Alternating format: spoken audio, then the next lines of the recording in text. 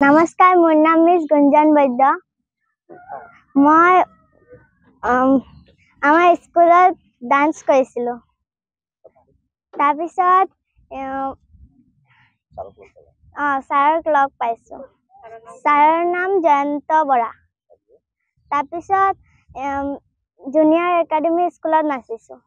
তাৰ পৰা আমাৰ ছাৰে মোক গুৱাহাটী লৈ গৈছে অডিশ্যনত সিলেকশ্যন হ'লো। পিছত তাৰ পৰা আকৌ উৰিষ্যা গৈছোঁ। উৰিষ্যাত ছেকেণ্ড পুৰস্কাৰ পাইছোঁ আৰু গুৱাহাটীত ফাৰ্ষ্ট পুৰস্কাৰ। ভাল লাগিছে। মই চব ডান্স কৰিব পাৰোঁ।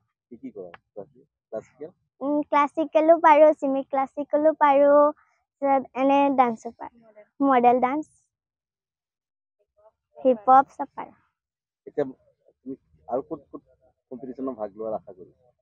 আৰু এতিয়া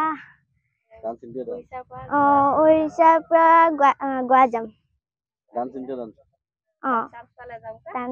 চান্স পালে প্ৰথমত তাই সৰু সুৰা ডেন্স কৰিছিলে ইয়াত। এই একাডেমি বুলি কয় এখন স্কুল, তাতো কৰিছিলে। তাৰ পৰা তাই গ'লগৈ নগাঁও চিলেক্ট হৈছিলে। নগাঁও নেশ্যনেল কম্পিটিশ্যনত প্ৰথম পুৰস্কাৰ পাইছিলে। এইবাৰ তাইক নগাঁৱৰ পৰা তাইক উৰিষ্যা নিমন্ত্ৰণ কৰি নিয়া হৈছিলে। উৰিষ্যাত আজি ছেকেণ্ড পুৰস্কাৰ পাই আহিছে ৰাষ্ট্ৰীয় পৰ্যায়ত ইণ্টাৰনেশ্যনেল কম্পিটিশ্যনত। এইটো ইণ্টাৰনেশ্যনেল কম্পিটিশ্যন বুলি কৈছিলে। ইয়াৰ পৰা ইহঁতক চিলেক্ট কৰি ইয়াৰ পৰা আৰু আগলৈ নিব। এতিয়া আছে গোৱা আছে। গোৱাৰ পিছত পৰ্যায় কলৈ কিমান দূৰ যায় তাৰে চেষ্টা তাইৰ ওপৰত আৰু ডান্স কম্পিটিশ্যনত। তাইৰ নামটো গুঞ্জন বৈদ্য। সকলো ৰাইজৰ যাতে আশীৰ্বাদ কৰে, তাই যাতে আৰু আগলৈ আৰু আগুৱাই যাব পাৰে, এইখিনিয়ে ৰাইজৰ ওচৰত প্ৰাৰ্থনা থাকে। ভাল লাগিছে। তোমাৰ নামটো কি আছিলে? মিছ গুঞ্জন বৈদ্য। তুমি যেতিয়া গৈছিলা কম্পিটিশ্যনত ভয় লাগিছিল নেকি? নাই। ভয় লগা নাই। কি তোমাৰ সপোন কি? ডান্স কৰা। তাইক ত্ৰিবেণী কলাকেন্দ্ৰ তাই চিলেকশ্যন কৰা হৈছিলে। তাইৰ মানে অনলাইন ভিডিঅ' চাই, ডান্স ভিডিঅ' চাই। তাৰপিছতে কেইজনমান ডান্সাৰ আছে ইয়াত। আমাৰ গুঞ্জনৰ ডান্সাৰ আছে জয়ন্ত বৰা। তেখেতে তাইক মানে চিলেকশ্যন কৰি তাইক লগতে লৈ যায় এই গুঞ্জন বৈদ্যৰ লগত। তাইও মানে তাত ত্ৰিবেণী কলাকেন্দ্ৰত মানে পাৰ্টিচিপেট কৰি তাৰপিছত এতিয়া মানে তাইও পুৰস্কাৰ কৰিলে। তাইও চিলেকশ্যন হৈছে। তাই চিলেকশ্যন হৈ ট্ৰফি আৰু চাৰ্টিফিকেট লৈ আহিলে আৰু তাই দুয়োজনেও পালে। তাইও পালে দুইজনে। গুঞ্জনো পালে, ৰিংকি ৰাণী দাসো পালে। ৰিংকি ৰাণী দাসৰ ঘৰ হৈছে হোজাই দীঘলবালি বুলি কয়, সৰু গাঁও এখন আছে গাঁৱত। এতিয়া বৰ্তমান তাই ইয়াতে আছে। ঘৰত বানপানী হৈ আছে তেখেতৰ, সেইকাৰণে ইয়াত দুইজনী গৈছিলে। কিদৰে মানে কম, প্ৰথমৰ পৰাই ষ্টাৰ্ট কৰি কওঁ আৰু তাই মানে যেতিয়া সৰু আছিলে, মানে যেতিয়া অংকুৰত এডমিশ্যন কৰাওঁ 4 বছৰমান আছিলে তাইৰ, তেতিয়াৰ পৰা মানে তাই মানে সৰুৰ পৰাই ডান্সৰ মানে বহুত চখ। স্কুলত সৰু সুৰা ফাংচনবিলাক হয়, সেইবিলাকত ডান্স কৰে।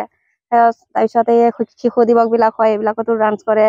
আকৌ গাঁৱৰ ফাংচনবিলাকতো ডান্স কৰে। তাৰপিছত আকৌ তেনেকুৱা কৰি মানে ওচৰৰ কিছুমান ডাঙৰ ডাঙৰ ফাংচন হয়, সেইবিলাকতো গৈ ডান্স কৰে। মানে চবতে মানে ভাল ৰিজাল্ট আনে আৰু ফাৰ্ষ্ট ছেকেণ্ড এনেকুৱা লৈ আহে। তেনেকুৱা কৰি আমি মানে ইয়াত একাডেমি আছে। এইখিনিত একাডেমিখনত মানে এজন ডান্স মাষ্টাৰ আহিছিলে, তাত মানে ডান্স কৰাই। তেতিয়া আমি তাইক মানে তাত ভৰ্তি কৰাই দিলোঁ ডান্স কৰাবলৈ। তাইৰ ডান্সাৰৰ নাম হ'ল জয়ন্ত বৰা। তেখেতে তাইক মানে ডান্স কৰাই চাইছে ভাল ষ্টুডেণ্ট বুলি। এই মানে লৈ গৈছে। প্ৰথম গুৱাহাটী তাইৰ মানে হৈছিলে। তাৰপিছত গুৱাহাটী যেতিয়া মানে তাই ডান্স কৰিব যায়, তেতিয়া জয়ন্ত বৰাই লৈ যায় আৰু তাইক তাতে মানে ডান্স কৰি তাত প্ৰথম পুৰস্কাৰ পাইছে তাই। তাৰপিছত সেইটো মানে নেশ্যনেল কম্পিটিশ্যন আছিলে। নেশ্যনেল কম্পিটিশ্যনত প্ৰথম পুৰস্কাৰ পালে। তাৰপিছত তাৰ পৰা অহাৰ পিছত তাত মানে চিলেকশ্যন হৈছে উৰিষ্যালৈ যেতিয়া হৈছে। তাৰপিছতে সেইটো হৈছিলে ডিচেম্বৰ মাহত 2023। এইবাৰ আকৌ তাইৰ মানে 23 তাৰিখে গৈছোঁ আমি, মে 23 গৈছোঁ, উৰিষ্যা গৈছোঁ। তাত গৈ তাই কম্পিটিশ্যনটো, তাত মানে ইণ্টাৰনেশ্যনেল কম্পিটিশ্যন আছিলে। ইণ্টাৰনেশ্যনেল কম্পিটিশ্যনত তাইত পাৰ্টিচিপেট কৰি তাইত মানে দ্বিতীয় পুৰস্কাৰ পালে আৰু। কম্পিটিশ্যনটো হ'ল জগন্নাথ পুৰী ধাম মহোৎসৱ আছিলে। তাৰপিছত ত্ৰিবেণী কলা কেন্দ্ৰ বুলি কয়।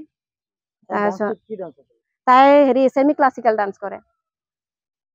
তাৰপিছত তাইৰ নাম হ'ল গুঞ্জন বৈদ্য, ক্লাছ 6ত পঢ়ে।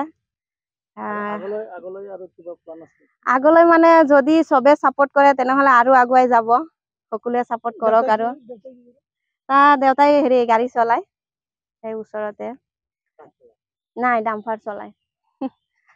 আৰু এতিয়া মানে ভাবি আছোঁ আৰু আগুৱাই যাওক, চবে যদি ছাপোৰ্ট কৰে তেনেহ'লে আৰু আগুৱাই যাব, আশা কৰোঁ সকলোৱে ছাপোৰ্ট কৰিব বুলি।